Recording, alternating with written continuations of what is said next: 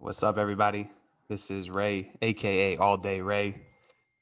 I'm here with my boy Greg, going over a little session on a webinar on trading equities with market profile.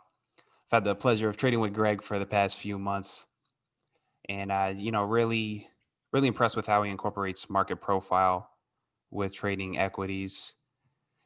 And this is a guy I wanted to, I really respect his mindset towards treating the mental game with utmost respect. So, Greg, I appreciate you doing this. What's going on, man? Hey, what's happening, Ray? Appreciate those kind words, brother. Yeah, no doubt. Awesome, man. So I'm gonna get into a little bit of how I use market profile for structure, volume for entry and exits, and moving averages for confirmation. So this is DS on December 16th, which is a stock I played, and the market moves to and through liquidity, and this is why I pay attention to how price responds at high and low volume levels of the profile. So price should bounce off of a low volume node and move to an area of higher volume like a magnet. So for example, if price breaks through the low volume node as indicated by the arrow right there, it will gravitate towards the volume POC. If it stays above the low volume node, rejects that area of little interest, it's going to go to the upside. So we can see how this works when the profile has already formed right here. But let's take a look on the next slide to see what this looks like in a developing structure.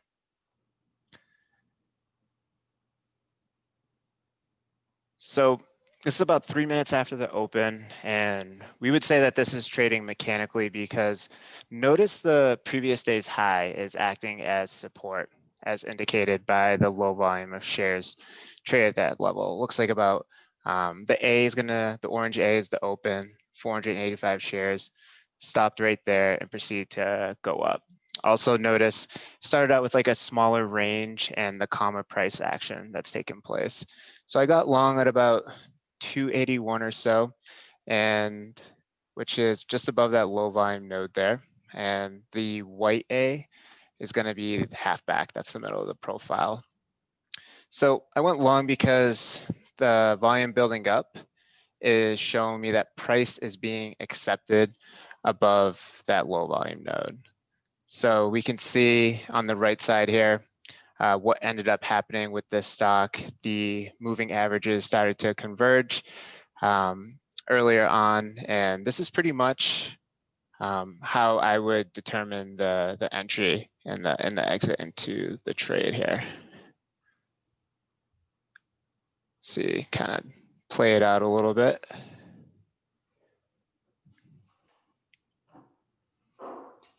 Now, Greg, as far as like exit points or something that might deter you from the trade volume wise, like for example today, I forget the ticker that we were both in, that thanks to you, I was able to get out of it early on. Like, I didn't know if there's any indications with the volume that might be like, okay, this is not going the way I planned, time to exit.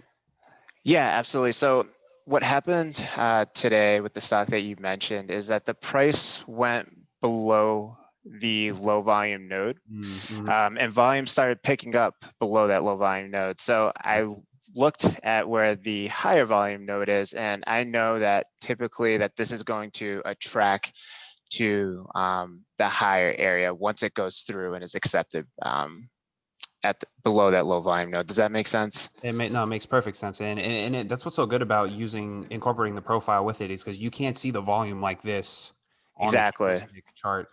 Yeah, it's nice because we're seeing how much volume, aka how much interest, is at a specific price level. Right. So if this sort of structure that we have with the volume is violated by it going through and volume building up underneath it, I know it's going to gravitate towards kind of the higher side, or where the next level of higher volume is, like a magnet would, so to speak. Right. Yeah. Good question, right? Yeah. Thanks.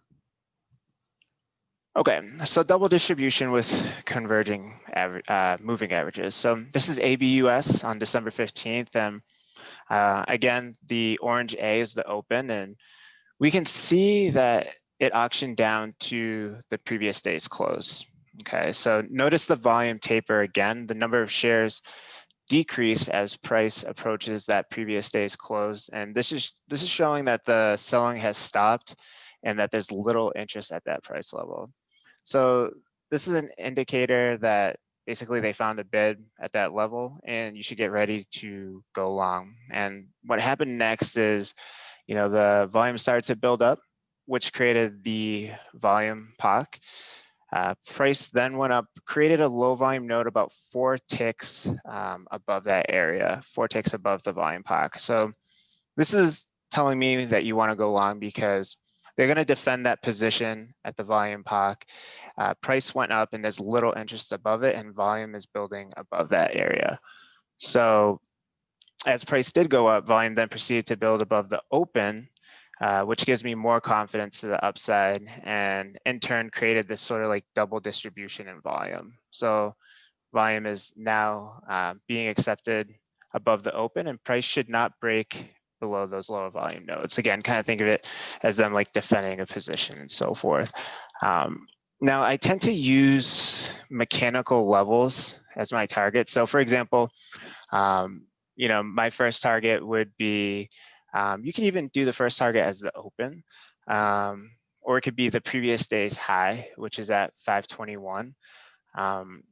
When those selling tails from L period on that previous day are filled, that's going to indicate strong buying. So the next target would be the pre-market high, or we can see in this chart here on the left, it could be like 535 and so forth. But I got in at about, I think it was 515.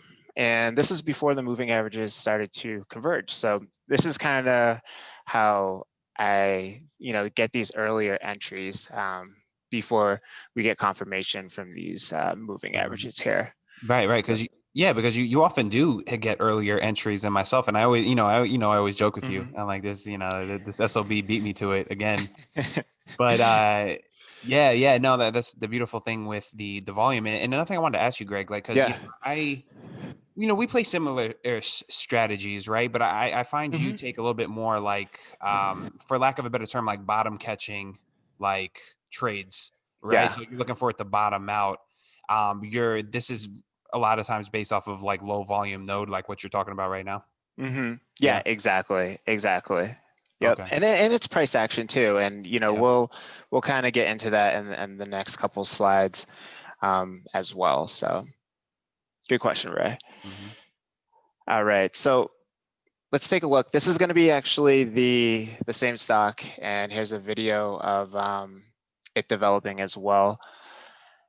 So let's take a look. So I got in about 515 or so, like I said, and so it created like that double distribution, volume being accepted above the open, which is a bullish sign. Now it's going to retrace. See that there, which is perfectly fine. The lower volume node, there's not a ton of volume there as well, so you have to keep adjust your stops accordingly because it's so thin. But you can see you could have the stop like below halfback, the middle of the profile, that white A, and again my target would be the previous day's high, which is L right there. So because volume is building up here, price is again being accepted, so I'm feeling pretty good about the trade. Let's see, pretty steady price action as well. And then we can kind of see it retrace a little bit. Went to the top of the value area high, the volume value area high, which is where 70% of the volume had traded.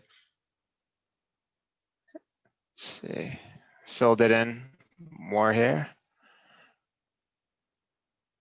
And then you can see on the right exactly what happened.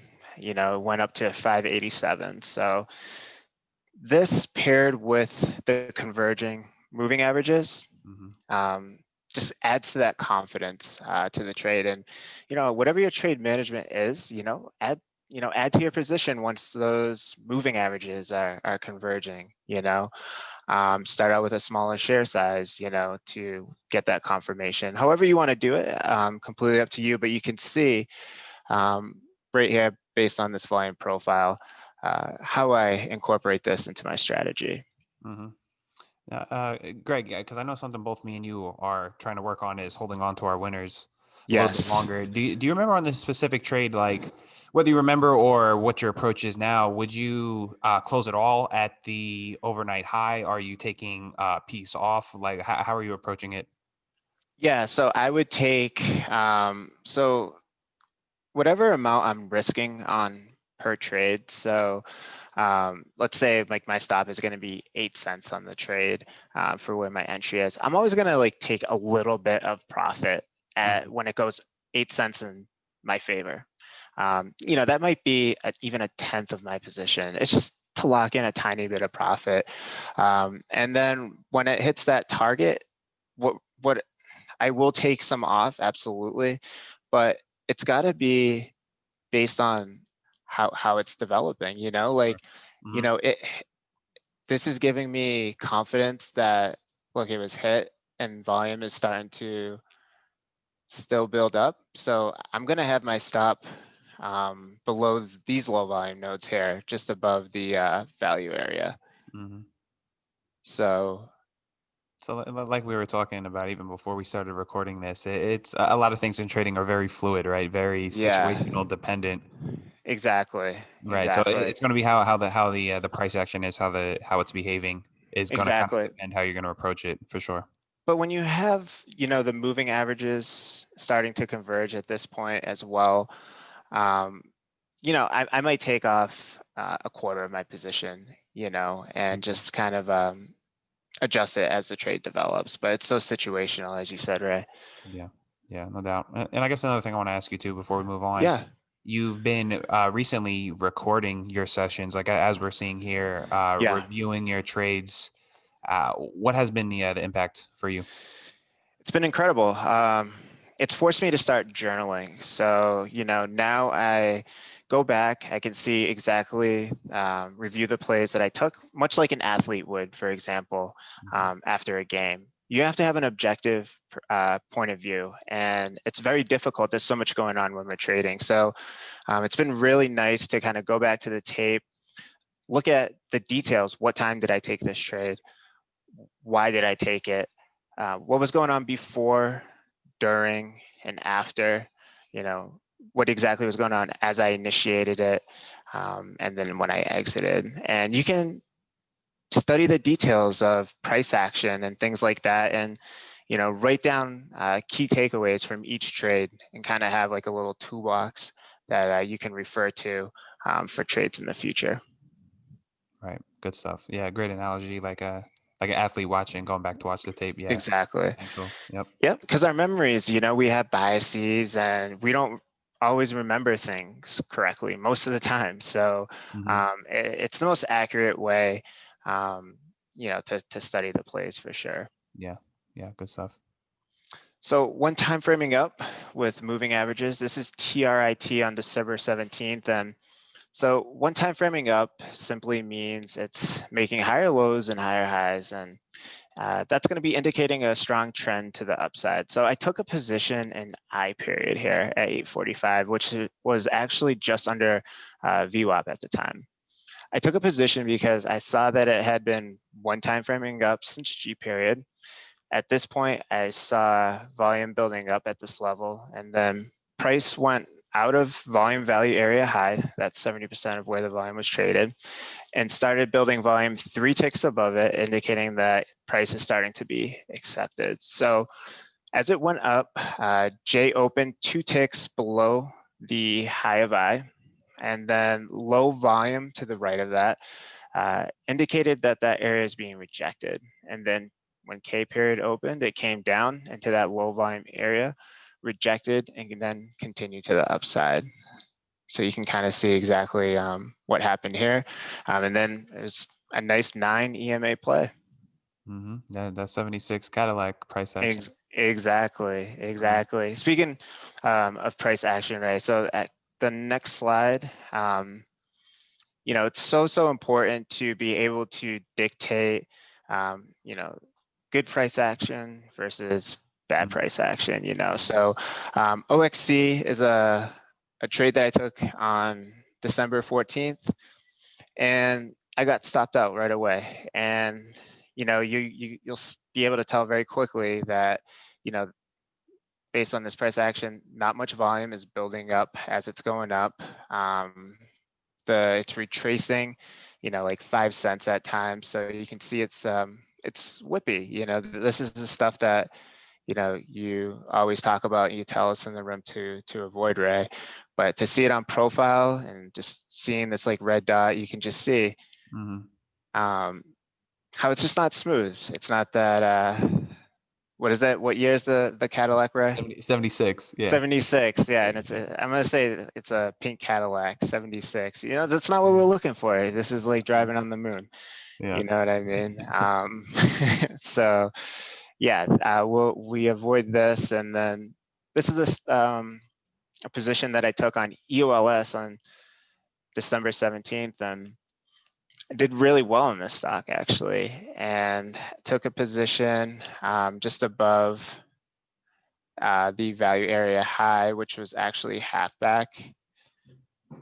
And I just got in right above the value area high, and volume's not building up, so I'm keeping a close eye. I have my stop in all the time, just under half back there.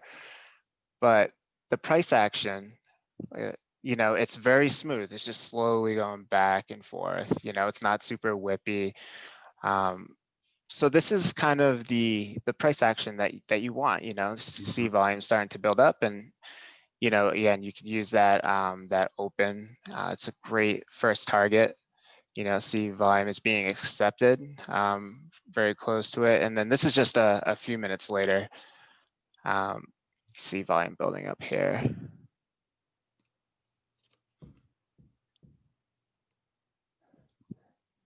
So you see like where that halfback is, see how super thin it is, and then it created this like almost like second distribution here, and then it gets a little thinner at the open. Volume starts building above that.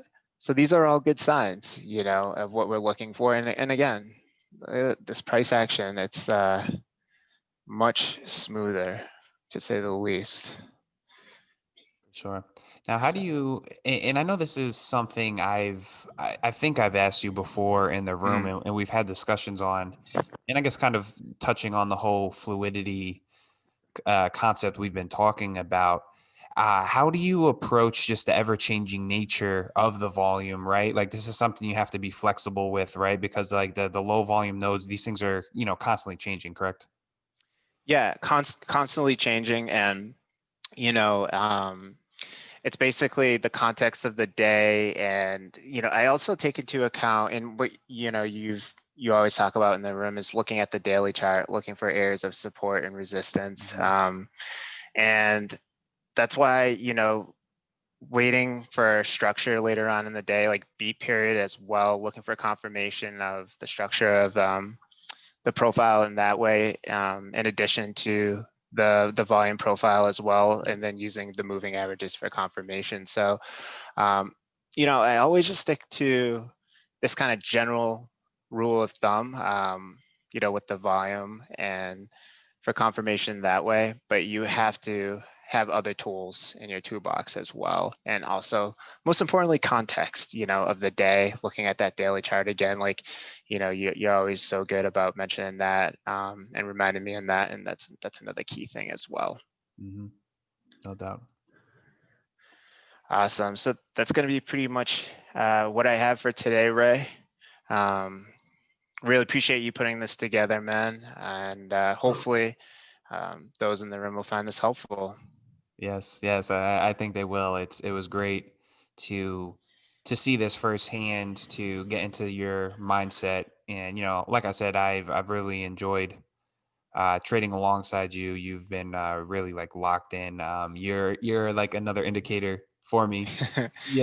Right back Uh, at you, brother. Right back yeah, at you, man. It's yeah. you have a great eye for the stocks, and whenever you mention a stock in the room, my ears perk up. I pay attention. So we definitely make a great team. We got a great room, a lot of great people in it, and for those listening to this, if anybody has any questions after this video, after watching it, I'm always available. Send me a quick message. I'm always happy to help. No doubt. No doubt. Love it, Greg. Appreciate your time, man. Thanks for doing this. And yeah, we should definitely probably do some more. Keep this like as an ongoing series. That sounds great, Ray. All You right, have a my good night, man. brother. All right, you too. All right, thanks.